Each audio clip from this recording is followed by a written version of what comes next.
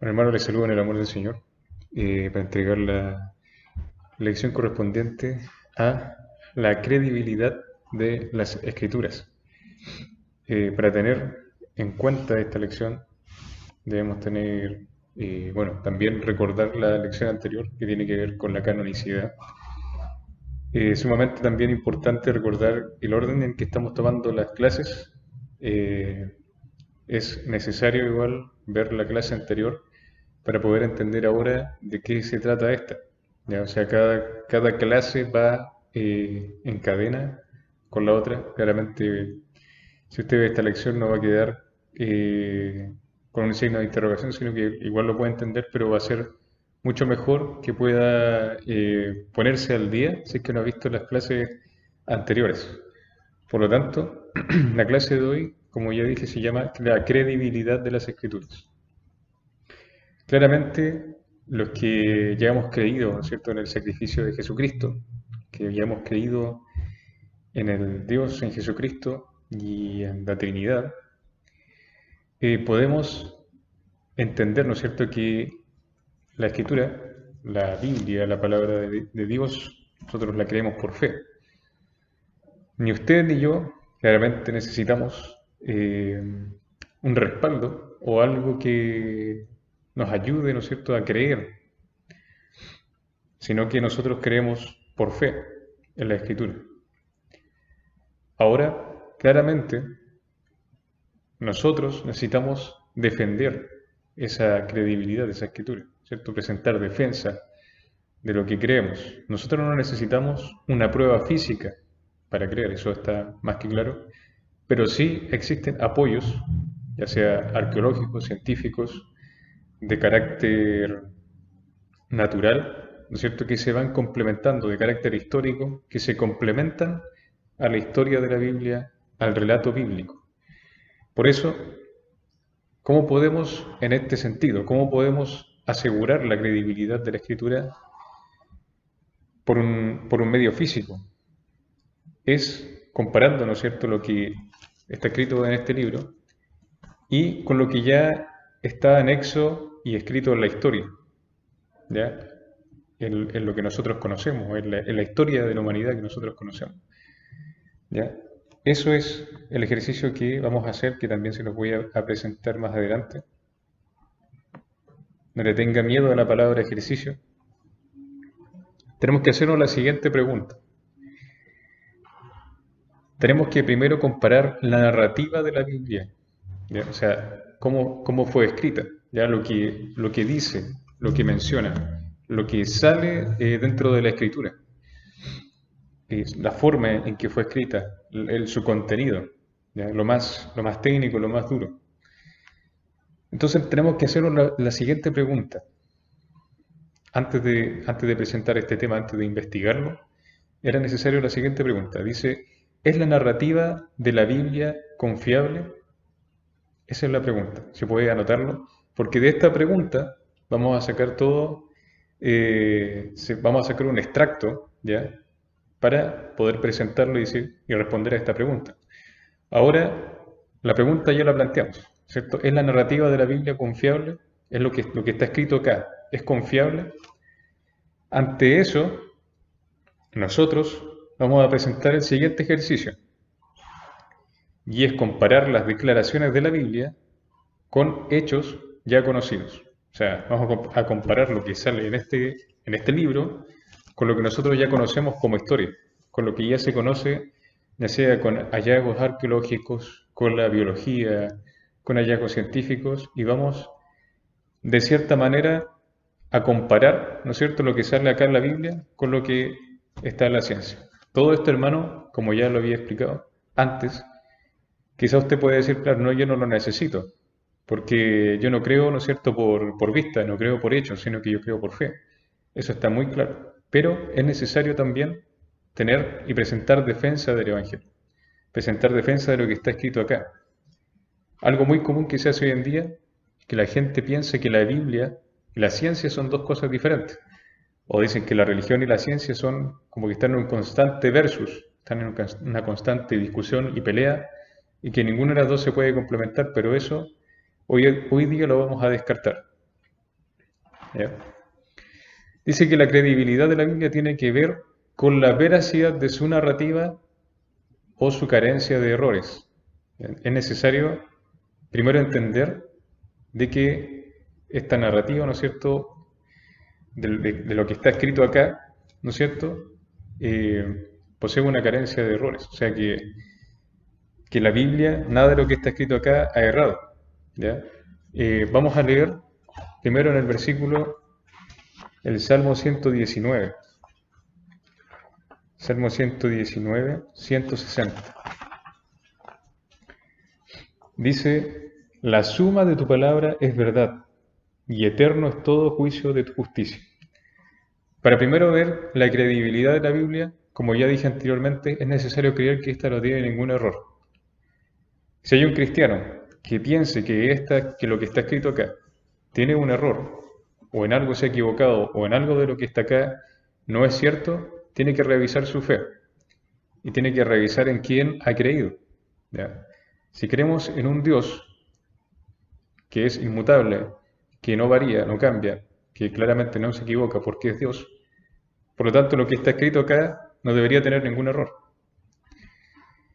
Entonces, precisamente para decir que la Biblia no tiene ningún error y que todo lo que dice es verdad, nos apoyamos en el Salmo 119, 160.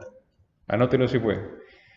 Dice, la suma de tu palabra es verdad. En otras versiones dice, la esencia de tu palabra es verdad.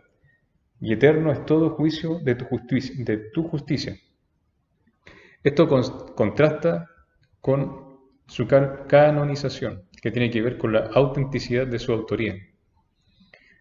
Por ejemplo, nosotros podemos considerar, ¿no es cierto?, que el drama de Shakespeare, que, por ejemplo, Hamlet, ¿ya?, el autor, William Shakespeare, es real, pero la narrativa, ¿cierto?, lo que está escrito, es de cierta forma ficción. ¿Ya? Puede tener un grado de verdad, pero es ficción. Son sucesos que nunca acontecieron. Al contrario de lo que está escrito acá, que el autor es real y lo que está escrito acá también es real. Habiendo entonces ya determinado la canonicidad de los libros de la Biblia, que es la lección anterior, ahora nos corresponde investigar la narrativa. Mediante el estudio de la narrativa, de lo que está escrito en su palabra, en la palabra de Dios, podemos demostrar la declaración de la Biblia misma, ¿ya?, y podemos descubrir su carencia de errores. ¿Podría usted decirle a una persona que nunca ha leído la Biblia, decirle que la Biblia no tiene errores? O usted mismo, si no ha leído la Biblia, si no la estudia, ¿podría usted decir, no, la Biblia no tiene ningún error? Claramente, por fe, ¿no es cierto?, nosotros lo creemos. Pero también es necesario el estudio de la Biblia, el estudio de la palabra, para tener una base sólida a la hora de responder. Debemos recordar lo que hacía Jesús, por ejemplo, cuando estuvo en la tentación, ¿cierto? Él respondía con versículos, respondía con la escritura. Y es un ejercicio maravilloso para hacer, porque nosotros también pasamos tentación, también pasamos pruebas, y perfectamente podemos responder con la escritura. Los bautistas, creyentes en la Biblia, abordan esta doctrina con la primera verdad, de que la Biblia es verdad. ¿Ya? Debemos tener claro esa doctrina, tener claro de que la Biblia es verdad. Sin embargo, muchos no creyentes no aceptan esta premisa. Por eso digo, si empezamos a mencionar y dejamos de lado la doctrina, ¿no es cierto?, de que la Biblia tiene errores, o sea, la doctrina de que la Biblia es verdad, y empezamos a admitir que tiene errores, entonces tenemos que revisar toda nuestra fe y tenemos que revisar toda nuestra creencia y en quién tenemos puesta nuestra fe. Entonces, volviendo, ¿no es cierto?, muchos no creyentes no aceptarán esta doctrina o esta premisa, ¿cierto?, en el ímpetu de descartar, ¿no es cierto?, esta doctrina, de buscar errores en la Biblia, ¿no es cierto?, nosotros nos vemos en la necesidad de estudiarla y así poder rebatir, ¿no es cierto?, lo que el mundo quiere descartar, ¿no es cierto?, lo que el mundo quiere desechar. Por lo tanto, se vuelve una necesidad, ¿no es cierto?, el probar la Biblia y lo que clama ser, o sea, lo que dice ser. ¿Ya?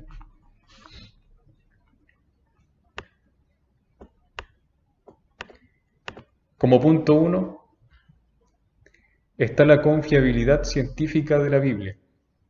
¿Ya? Como entendemos, ¿no es cierto?, la Biblia no pretende ser un libro, ¿no es cierto?, sobre ciencias, porque no fue el fin de la escritura. Este libro no fue escrito para estudios científicos. Sí puede aportar, sí puede ayudar quizá, o uno puede ahondar y quizá verificar.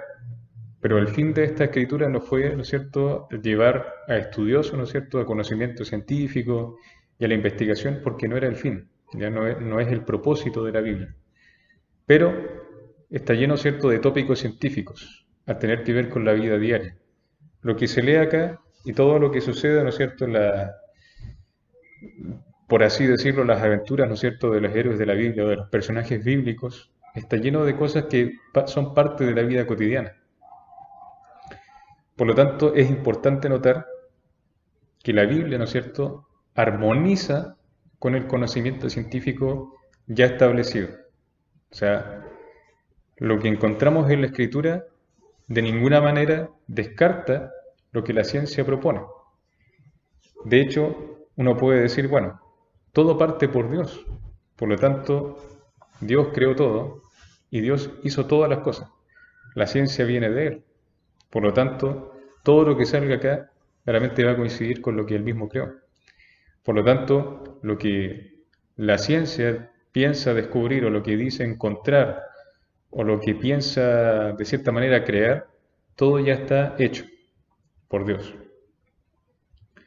Como punto A, sobre la confiabilidad científica de la Biblia, ¿no es cierto? Vamos a ver varios puntos y varias cosas. Me interesa igual, hermano, que usted pueda ir anotando. Si necesita ver el video de nuevo, hágalo, porque me parece importante el punto que vamos a tocar hoy día.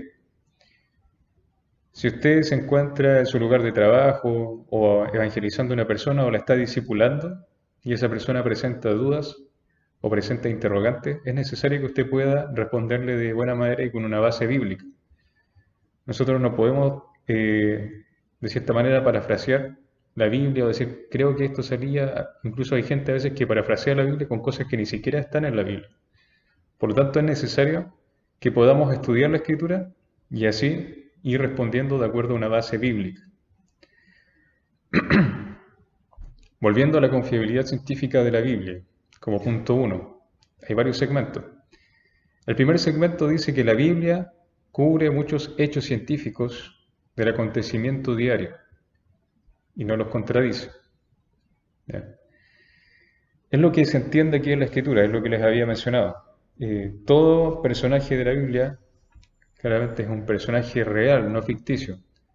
Por lo tanto, se dice que Abraham caminó tantos kilómetros, ¿no es cierto?, para llegar de una tierra a otra. Es algo verídico y algo comprobable el día de hoy, por dar un ejemplo. Más adelante vamos a ver eso también con mucha más claridad. Pero a eso es a lo que quiero llegar hoy día. O sea, que son hechos, ¿no es cierto?, que están escritos en la Biblia, son hechos comprobables científicamente.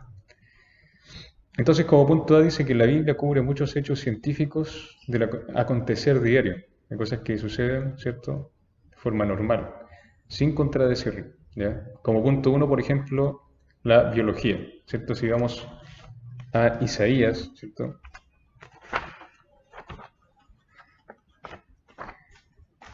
Si vamos a Isaías,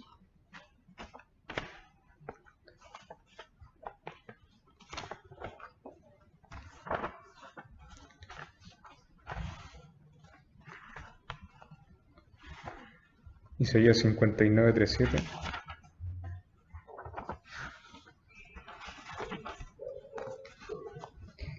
Del 3 al 7 dice, porque vuestras manos están contaminadas de sangre y vuestros dedos de iniquidad. Vuestros labios pronuncian mentira, habla maldad vuestra lengua. Y después el 7 dice, sus pies corren al mal y se apresuran para derramar la sangre inocente. Sus pensamientos de iniquidad, destrucción y quebrantamiento hay en sus caminos. Ahora, hermano, lo que les acabo de leer no quiero que lo entiendan de la manera en la que, con el propósito con el que está escrito. No me malinterpreten. Por ejemplo, acá habla de la iniquidad y, ¿no es cierto?, y juzga, ¿no es cierto?, de personas que hablan con vanidad, de iniquidad, ¿no es cierto? Pero lo que quiero ver acá es el aspecto científico. O sea, por ejemplo, si usted se fija, ¿no es cierto?, en el versículo 4 y en el versículo 7 hace relación al aspecto humano, ¿ya? Dice, vuestras manos están contaminadas de sangre y vuestros dedos de iniquidad. Ya hace mención de las partes del cuerpo y las hace de manera correcta. No hay una explicación, ¿no es cierto?, extraña o que deambule, ¿no es cierto?, algo que uno pueda pensar, ¿no es cierto?, que contradice la condición humana. ¿Ya? Y así vemos también otro ejemplo en Romanos, capítulo 3. Romanos 3, 13, 18. Dice, sepulcro abierto es su garganta, con su lengua engañan, veneno de áspides hay debajo de sus labios. No hay temor de Dios delante de sus ojos. También, en otra parte, dice, su boca está llena de maldición, sus pies se apresuran para derramar sangre. Y así va mencionando, ¿no es cierto?, aspectos, ¿no es cierto?, del cuerpo humano. No son grandes, o sea, grandes relatos, ¿no es cierto?, de que uno pueda, ¿no es cierto?, sacar un libro de ciencia de ahí, pero sí tiene lógica y ocupa el raciocinio, ¿no es cierto? Están escritos con lógica. Por lo tanto, si uno lo compara con el aspecto científico, o más, hilando más fino con el aspecto anatómico, en este caso, no hay una contradicción. Entonces, más aún dice, aquellas partes que son mencionadas siempre están en el contexto correcto de su localización y su conexión con el cuerpo, ¿cierto? Manos, dedos, pies, ¿no es cierto? Lengua, todo lo que corresponde, ¿no es cierto?, al cuerpo humano y no tiene ninguna contradicción con el aspecto científico. Las observaciones simples con respecto a la vida animal se encuentran en pasajes como Mateo 6:26, ¿cierto?, que menciona a las aves.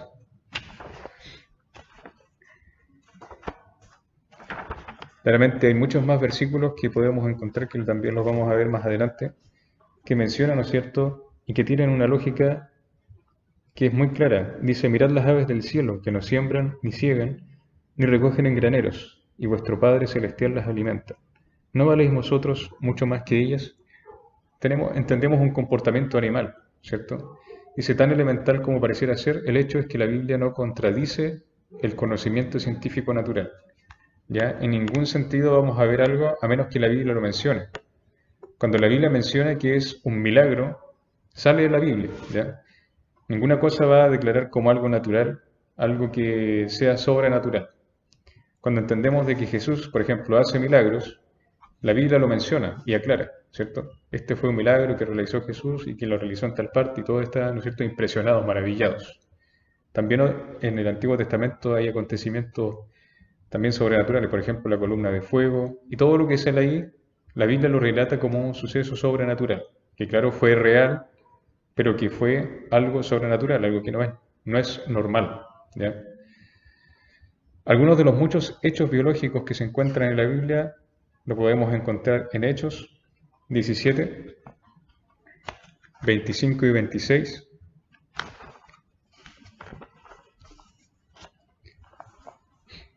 Dice, ni es honrado por manos de hombres, como si necesitase de algo, pues Él es quien da a todos vida y aliento y todas las cosas.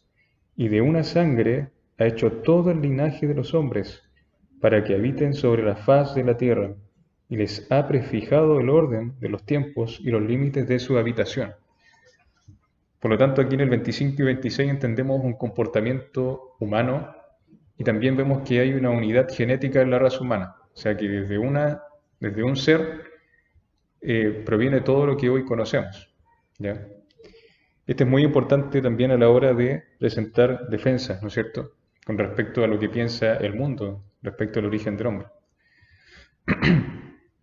También vemos que la carne animal y la carne humana son diferentes. Esto lo vemos en 1 Corintios 15, 39.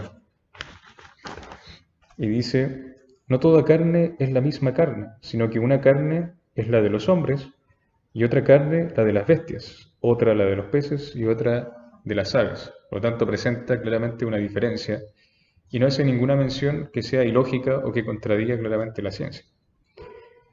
En el Salmo 139 también vemos otro hecho biológico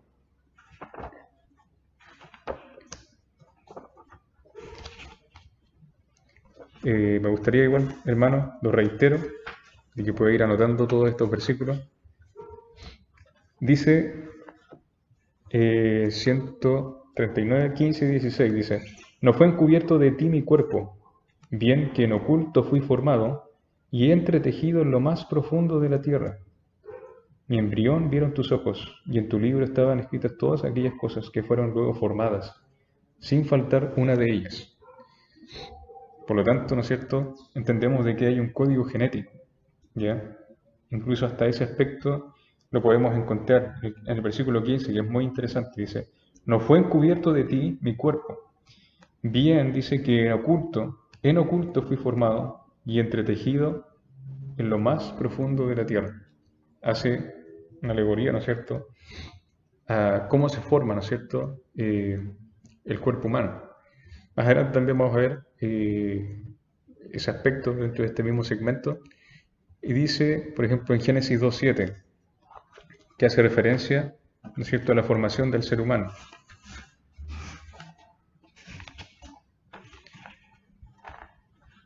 Génesis 2:7 dice, entonces Jehová Dios formó al hombre del polvo de la tierra y sopló en su nariz aliento de vida, y fue el hombre un ser viviente. En Eclesiastés también encontramos, en Eclesiastés 12:7 dice, y el polvo vuelve a la tierra como era, y el espíritu vuelve a Dios que lo dio. Por lo tanto encontramos, ¿no es cierto?, de cierto aspecto, la forma, ¿no es cierto?, en la que el hombre fue hecho, de dónde sale todo, de dónde sale la naturaleza del hombre, ¿cierto?, de la naturaleza en cuanto a su composición, ¿ya? Entendemos, dice, y el polvo vuelve a la tierra como era, y el espíritu vuelve a Dios que lo dio. Por lo tanto, podemos entender, ¿no es cierto?, de que el cuerpo humano es hecho de polvo, ¿ya?, hecho de elementos de la tierra. Si usted se fija, por ejemplo, lo que es necesario para la alimentación del hombre, está compuesto también de cosas, ¿no es cierto?, que vienen de la tierra. El alimento, ¿no es cierto?, tiene componentes que uno puede encontrar, ¿no es cierto?, que son minerales, zinc, fierro, hierro, ¿no es cierto?, que son necesarios para el cuerpo humano. La sangre, ¿no es cierto?, contiene minerales, ¿cierto?, que uno generalmente los puede encontrar, ¿no es cierto?, en la tierra, ¿cierto?, que pasan del alimento, el alimento pasa al cuerpo humano, ¿no es cierto?, y absorbe esos minerales, ¿ya?, que también coinciden, ¿no es cierto?, porque estamos hechos de eso. Dice que la vida de la carne se encuentra en la sangre. Lo encontramos en Génesis 9:4.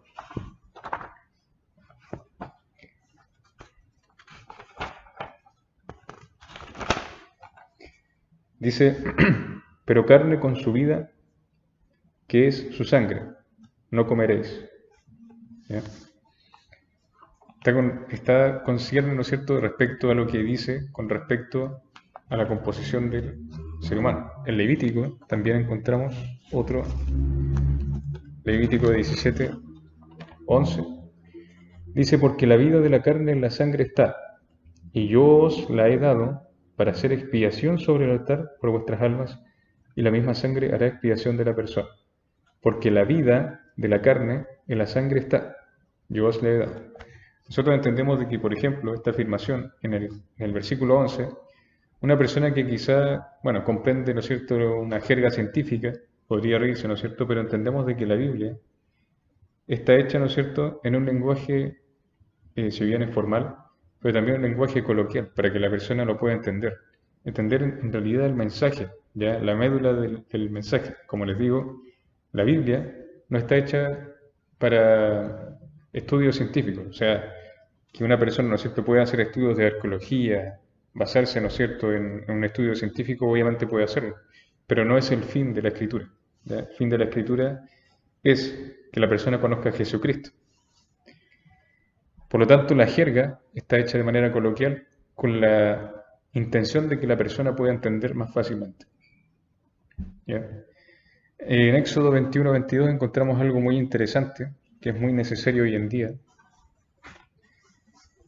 Éxodo 21:22. Si algunos riñeren e hirieren a mujer embarazada y ésta abortare, pero sin haber muerte, serán penados conforme a lo que les impusiere el marido de la mujer y juzgaren los jueces. ¿Ya? Había una pena ¿no es cierto?, para los que hirieron a una mujer embarazada, ¿ya?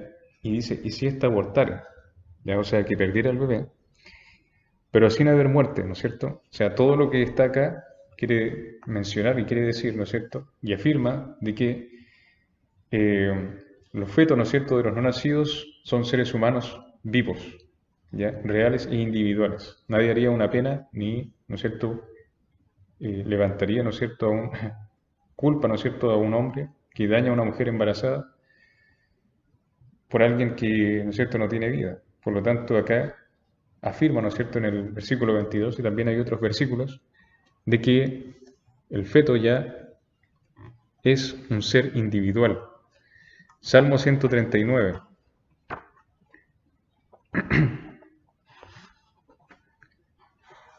Salmo 139,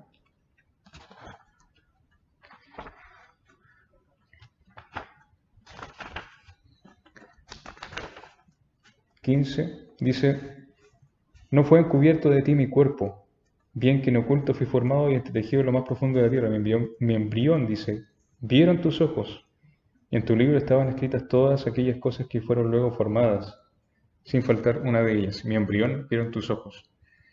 Por lo tanto, en todos estos versículos, ¿no es cierto?, nosotros podemos entender y entender la naturaleza y cómo y Dios, ¿no es cierto?, considera y nos habla, ¿no es cierto?, con respecto a lo que es correcto, ¿ya? Incluso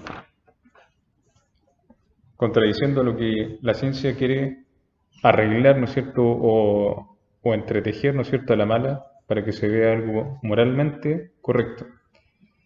Dice Job 3:16,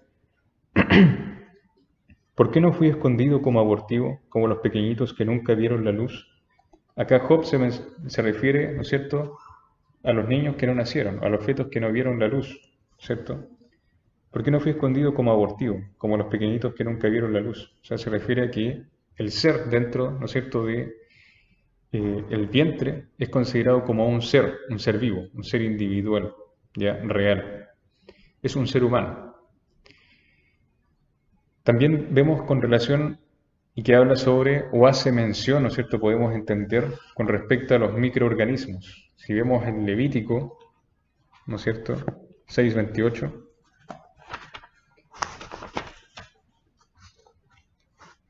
y la vasija de barro en que fuere cocida será quebrada, y si fuere cocida en vasija de bronce será fregada y lavada con agua. ¿Ya? Hay muchos rituales, ¿no es cierto?, en Levítico, en Números, ¿no es cierto?, o leyes, ¿no es cierto?, que Dios, ¿no es cierto?, colocó. Y a veces uno lo lee y no se da cuenta de que esas leyes fueron escritas con un conocimiento, ¿cierto? Dios tenía un conocimiento, obviamente, vasto, ¿no es cierto? Y él entiende con respecto a los microorganismos. O sea, si él les pide, ¿no es cierto?, que sean higiénicos, ¿no es cierto?, que mantengan una higiene y una limpieza, eh, entiende, ¿no es cierto?, de que hay gérmenes, ¿no es cierto?, que podrían haber contaminado al pueblo de Israel en ese tiempo. ¿Ya? Entender que esas prácticas de higiene se mantuvieron hasta mucho después. 11:35, Levítico, dice, todo aquello sobre que cayere algo del cadáver de ellos será inmundo, dice, el horno u hornillos se derribarán, son inmundos y por inmundos los tendréis. ¿Ya? O sea, todo lo que se contaminara, no solamente por un tema simbólico, sino que también por un tema lógico. ¿Ya? O sea, todo lo que se contamine con germen había que desecharlo. Levítico 11:35. También vemos en el 15, Levítico 15, 4:13. Y dice, toda cama en que se acostare el que tuviere flujo será inmunda, y toda cosa sobre que se sentare inmunda será. Dice 4 y después viene el 13. Dice, cuando se hubiere limpiado de su flujo, el que tiene flujo contará 7 días desde su purificación, y lavará sus vestidos, y lavará su cuerpo en aguas corrientes, y será limpio. ¿Ya? O sea, habla con respecto a cosas que tienen que ver con el higiene, ¿ya? Con la limpieza.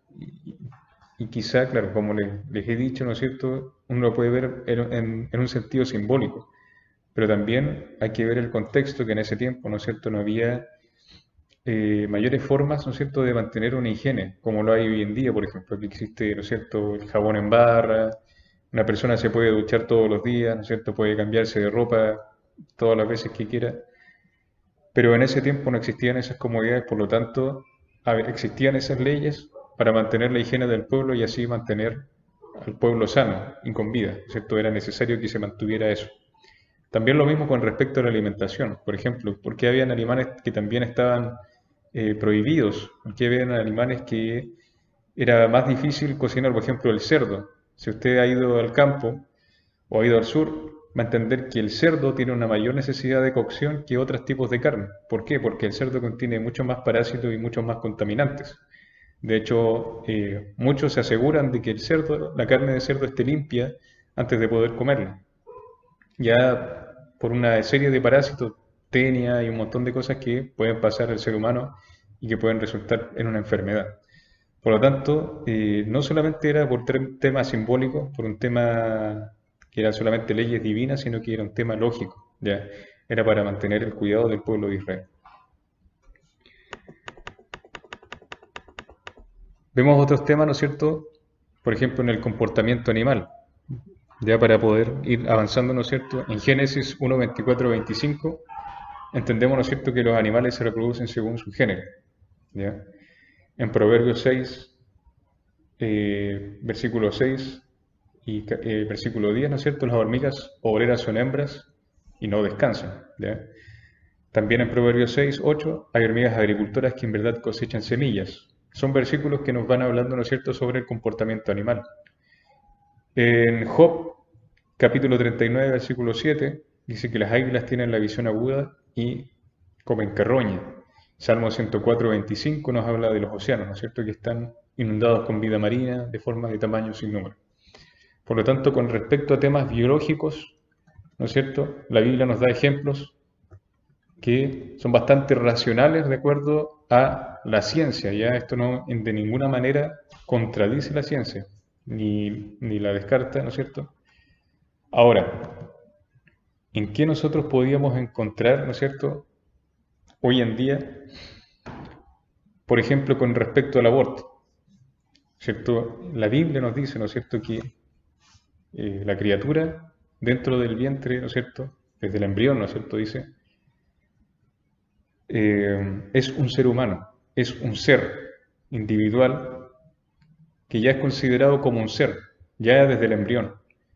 Por lo tanto, la ciencia, ¿no es cierto?, hoy en día va a querer descartar eso. La ciencia hoy día puede decir, no, la verdad es que hoy día, ¿no es cierto?, por exagerar, ¿no es cierto?, un poco va a decir, el bebé es un ser humano desde su nacimiento, ¿ya? Ahora claramente en eso sí se puede contradecir, pero claramente lo que vamos a escoger, ¿no es cierto?, va a ser la escritura.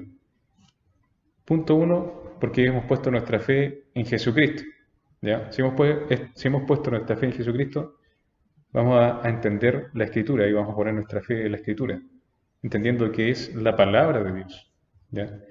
Por lo tanto, a veces la ciencia va a ir variando en el sentido del mundo, ¿ya? Va a ir descartando, va a ir colocando, va a ir aprobando, va a ir desechando cosas, pero nosotros no podemos acoplarnos a esa ciencia y enemistarnos con la Biblia, sino que al contrario, nos vamos, ¿no es cierto?, a aferrar mucho más a la Escritura, entendiendo de que esta es la verdad, ¿ya? La verdad es la palabra de Dios. La ciencia claramente puede decir lo que se le antoje. Nosotros no dependemos de la ciencia. Segundo punto, la astronomía, que es un tema muy interesante, ¿ya? La astronomía.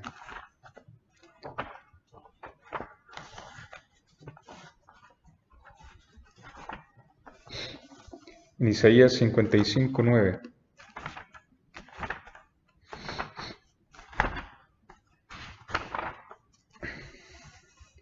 dice, como son más altos los cielos que la tierra, así son mis caminos más altos que vuestros caminos, mis pensamientos más que vuestros pensamientos. ¿Ya? Como les dije anteriormente, la Biblia también está en un lenguaje eh, mucho más, ¿no es cierto?, coloquial, mucho más poético, ¿ya? No es, ¿no es cierto?, como leer, abrir un libro de ciencias que tiene un montón de palabras, ¿no es cierto?, que fueron creadas para términos científicos y cada cosa, ¿no es cierto?, sino que está escrito en un lenguaje mucho más poético, mucho más coloquial, para ser entendida, ¿ya? En Génesis 22, 17, respecto al versículo de Isaías, nos habla de que el universo es virtualmente infinito, ¿ya? O sea, para la comprensión del ser humano es infinito, ¿ya? A eso se refiere virtualmente. En nuestro entendimiento, hasta nuestra capacidad de cognición es infinito. Génesis 22, 17 dice: De cierto te bendeciré y multiplicaré tu descendencia como las estrellas del cielo y como la arena que está a la orilla del mar, y tu descendencia poseerá las puertas de sus enemigos. ¿Ya? Que habla con respecto a las estrellas, ¿no es cierto?, el número de estrellas que es imposible contar, que tiene relación con lo anterior, que es el universo, ¿no es cierto?, que es virtualmente infinito, o sea, nuestra cognición, nuestro entendimiento, lo que nosotros podemos ver, ¿no es cierto?, tiene una capacidad totalmente infinita. Deuteronomio 1:10 también nos habla con respecto a esto. Dice: Jehová vuestro Dios os ha multiplicado, y aquí vosotros sois como las estrellas del cielo en multitud. ¿Ya? Aquí ocupa una analogía con respecto a las estrellas. También en 1 Corintios entendemos una relación con respecto a las constelaciones estelares.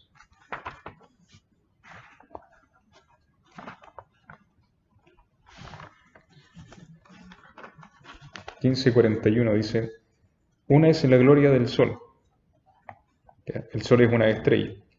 Otra la gloria de la luna, y otra la gloria de las estrellas. Pues una estrella es diferente de otra en gloria, ¿ya? O sea, cada quien tiene su propio, por así decirlo, brillo y su propio atributo, ¿cierto? Claramente entendemos de que la luna, ¿no es cierto?, no es una estrella, es un satélite natural, a diferencia del sol, que es una estrella gigante, y obviamente los luceros y las estrellas comunes, ¿cierto?, que van muriendo y naciendo de acuerdo al tiempo, ¿cierto? En Job 38, 31,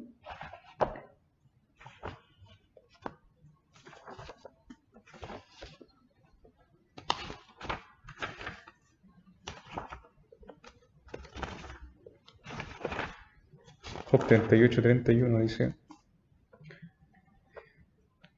¿Podrás tú atar los lazos de las Pleiades o desatarás las ligaduras de Orión? Habla con respecto a las constelaciones, ¿ya? Y también en el 32 dice: ¿sacarás tú a tiempo las constelaciones de los cielos o guiarás a la osa mayor con sus hijos? ¿Supiste tú las ordenanzas de los cielos? Por lo tanto, nos habla con respecto a las constelaciones. Ya en ese tiempo, o sea, ya en ese entonces se entiende, ¿no es cierto?, con respecto a lo que eran las constelaciones. Estamos hablando del tiempo de Job, ¿ya? Entonces nos refiere a la existencia e influencia, ¿no es cierto?, de algunas constelaciones. En Job 9 también, versículo 9, dice: Él hizo la osa, el Orión y las Pleiades, y los lugares secretos del sur. ¿Ya? Se refiere a las constelaciones, ¿ya? Y dice que hay constelaciones visibles, ¿no es cierto?, desde el hemisferio sur, ¿ya? Que para ese entonces, ¿no es cierto?, para algunos era un misterio, ¿no es cierto? También entendemos, ¿no es cierto?, en Job 26:7 dice que hay un espacio vacío en la parte norte. En Job 38:32 vemos que Arcturus, ¿no es cierto?, está a 37 años luz de distancia de la Tierra y es la más rápida de todas las estrellas de primera magnitud. ¿Ya? La estrella Arcturus está en movimiento, ¿ya? A eso se refiere en Job 38:32. En Hebreos 1 nos afirman que existen otros planetas. En Salmos capítulo 19, del versículo 4 al 6, dice que el Sol se mueve a través del espacio. Job 38, 12 y 14 dice que el Sol ejerce su fuerza sobre la Tierra. En Job 25:5 nos afirma que la luna brilla con luz reflejada. Y en Job 26:7 dice que la Tierra cuelga sobre la nada. ¿Ya? Esta es una referencia claramente al campo gravitacional de la Tierra. Ahora, ¿no es cierto?, si uno busca en Job 26:7, Esto es en lo que me quería detener, ¿no es cierto? Él extiende el norte sobre vacío y cuelga la tierra sobre nada, ¿ya? Entendemos de que esta es una afirmación en un sentido poético, ¿ya? En un sentido, eh, por así decirlo, metafórico. O sea, lo que entendemos, ¿no es cierto?, a través de la ciencia es que está sujeta, ¿no es cierto?, dentro de un campo gravitacional, ¿ya? Y que la Tierra, ¿no es cierto?, mantiene su eje, ¿cierto? Y ahí nos vamos al lado más científico. Pero a lo que se refiere Job no está lejos de lo que nosotros entendemos hoy en día gracias a los estudios, ¿no es cierto? Y en ese tiempo ya había una noción entregada por Dios, ya un conocimiento ya entregado, ya se entendía todo esto en ese tiempo. Había muchas cosas que existían en el tiempo anterior que en el tiempo se fue perdiendo.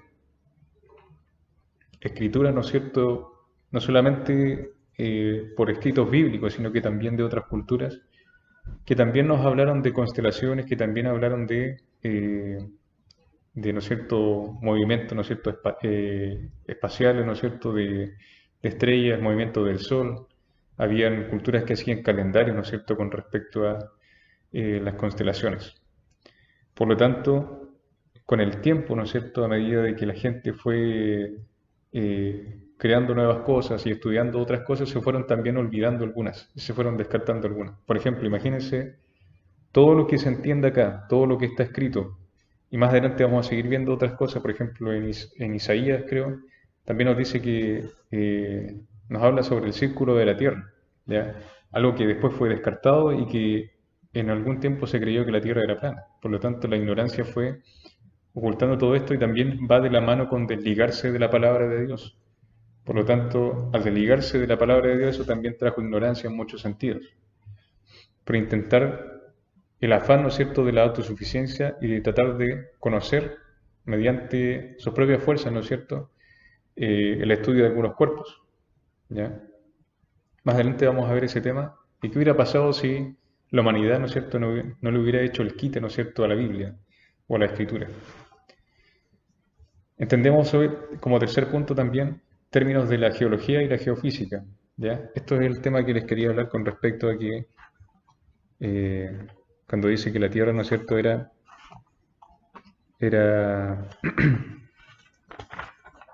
es redonda, ¿cierto? Y que muchas de estas cosas, si la ciencia lo hubiera tomado en cuenta, quizá se habrían adelantado en muchas cosas.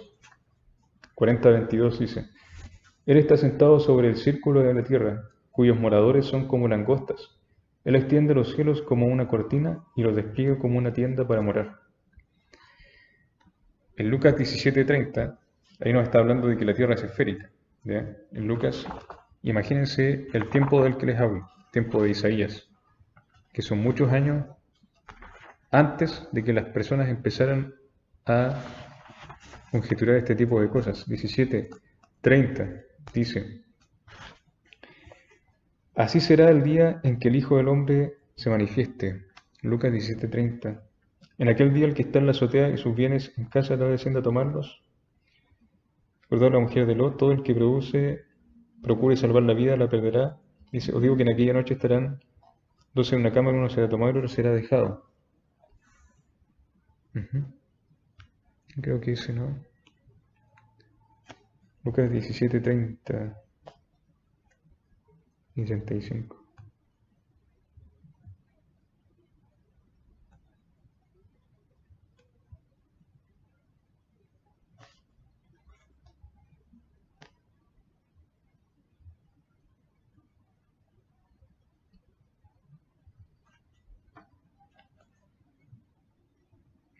Claro, a lo que se refiere en este punto es que eh, se refiere a dos zonas horarias diferentes. Por lo tanto, si vemos en el, en el 34 dice, os digo que en aquella noche, dice, estarán dos en una cama, ¿ya? El uno será tomado y el otro será dejado, pero en la noche, ¿ya? Y también dice el 35, dos mujeres estarán trabajando.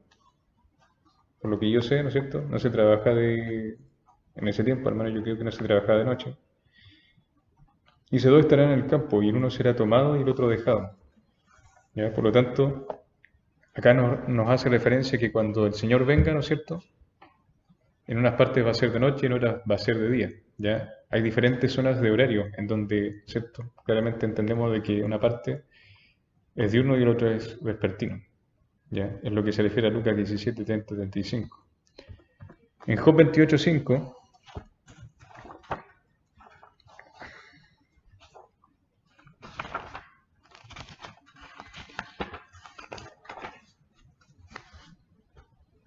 dice, de la tierra nace el pan y debajo de ella está como convertida en fuego, ya que habla también del núcleo de la tierra. También se refiere en Job 28, 9, nos dice que en el pedernal puso su mano y trastornó de raíz los montes, ¿ya? También en el 9 entendemos de que las montañas tienen raíces, ¿ya? O venas de lava. Entendemos de que muchas montañas o volcanes, ¿no es cierto?, son de cierta manera como pulmones, ¿ya? O sea, por ahí sale, ¿no es cierto?, la lava y la tierra puede respirar, son erupciones necesarias. También en Salmos 8:8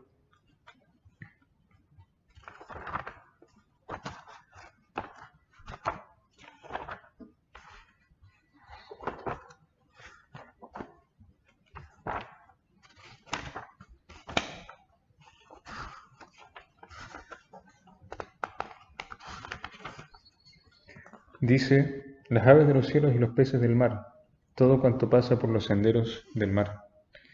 ¿Ya? O sea, habla que los océanos de cierta manera, románticamente hablando, ¿no es cierto?, tienen caminos, ¿ya? Estos caminos se pueden traducir como corrientes, ¿ya? Cada animal, ¿no es cierto?, cada especie se transporta, ¿no es cierto?, igual que las aves en el cielo, también tienen caminos surcados. Por ejemplo, las palomas pueden ver otros espectros, ¿no es cierto?, que el ser humano no puede ver. Y ese guía se va guiando, ¿no es cierto?, porque puede ver de cierta manera el espectro electromagnético de la Tierra. Puede guiarse, ¿no es cierto? Y así poder llegar. Las aves migratorias, por ejemplo, se van guiando de acuerdo no solamente a los vientos, sino que tienen otros, ¿no es cierto?, sentidos de que el ser humano no tiene y van siguiendo esos caminos, al igual que los peces, ¿no es cierto?, son guiados por corrientes, ¿ya? Y así migran, ¿no es cierto?, de mar y van siguiendo esos caminos, ¿no es cierto?, que menciona la Biblia. En Job 38:16, ¿no es cierto?, que encontramos que también hay manantiales dentro de los mares. En Jonás 2:6 dice que hay valles y montañas en el suelo de los océanos, ¿ya? Que ahora es algo con respecto a la naturaleza, al suelo, ¿no es cierto?, a lo que está en el mar. Ya en Job 28:5, que es un aspecto bastante también interesante, que se refiere de la tierra, claro, es Job 28:5, claro. Se refiere también,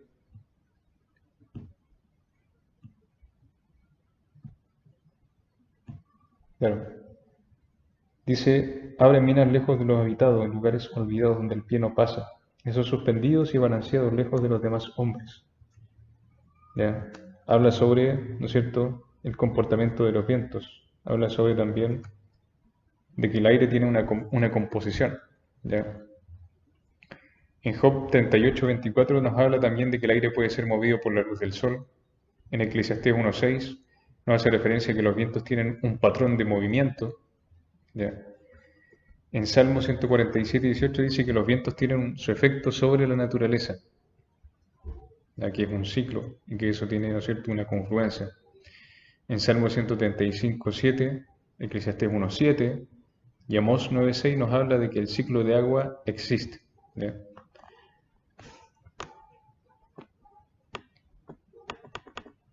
Con respecto a la botánica, ¿no es cierto?, en Mateo 6:28-30, Primera de Pedro 1:24, entendemos de que los ciclos de la naturaleza y de la vida de las plantas son descritos acertadamente en pasajes, ¿no es cierto?, como los que ya les mencioné. Vamos a buscar Mateo 6.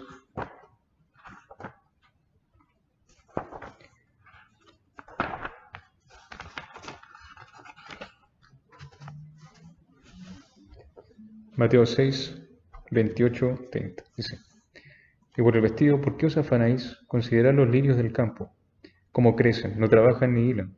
Pero os digo que ni aun Salomón, con toda su gloria, se vistió así como uno de ellos. Y si la hierba del campo que hoy es y mañana se echa en el horno, Dios la viste así, ¿no hará mucho más a vosotros, hombres de poca fe? Se refiere al comportamiento de naturaleza, ¿ya? Habla de los ciclos de la naturaleza, algo que germina, ¿no es cierto?, crece y que muere, ¿no es cierto?, perece. ¿Ya? El ciclo de las plantas. En el 5, ¿no es cierto?, encontramos la física, ¿ya? Encontramos en segunda de Pedro 3.7 la primera ley de la termodinámica.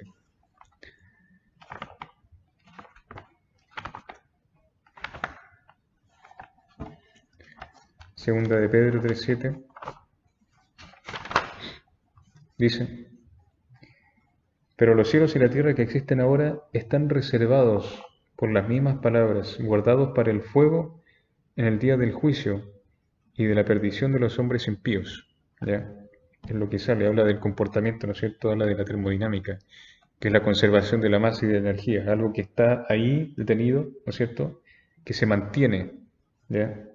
Dice, pero los cielos y la tierra que existen ahora están reservados por la misma palabra y guardados para el fuego en el día del juicio, ¿ya? Encontramos la segunda ley de la termodinámica, ¿ya? En el Salmo 102. Estos son aspectos científicos claramente que tienen nombre, por ejemplo, termodinámica, ¿ya? La ciencia, ¿no es cierto?, encargado del estudio, lo que es precisamente útil. No por ser cristiano tiene que descartar esas cosas en lo absoluto. Dice, desde el principio, dice, tú fundaste la tierra y los cielos son obra de tus manos. ¿Ya? 26, dice, ellos perecerán, mas tú permanecerás, y todos ellos como una vestidura se envejecerán, como un vestido los mudarás y serán mudados. ¿Ya? Es el incremento, ¿no es cierto?, de la entropía. Ya es expuesto en el Salmo 102, la segunda ley de la termodinámica. En Hebreos 11.3, ¿ya?, nos habla del hecho de que la materia está hecha de partículas invisibles. Este es un versículo bastante bueno que si uno lo lee, ¿no es cierto?, o lo encuentra, en cierto sentido, nos va a llamar la atención por lo que dice. Porque es algo muy, muy interesante si uno, por ejemplo, lo encuentra, sin, ¿no es cierto?, ahora, por ejemplo, estamos haciendo un estudio, pero si uno lo encuentra y lo lee, es algo que nos llama mucho la atención. Dice, fíjense ustedes, dice, por la fe entendemos haber sido constituido el universo por la palabra de Dios, de modo que lo que se ve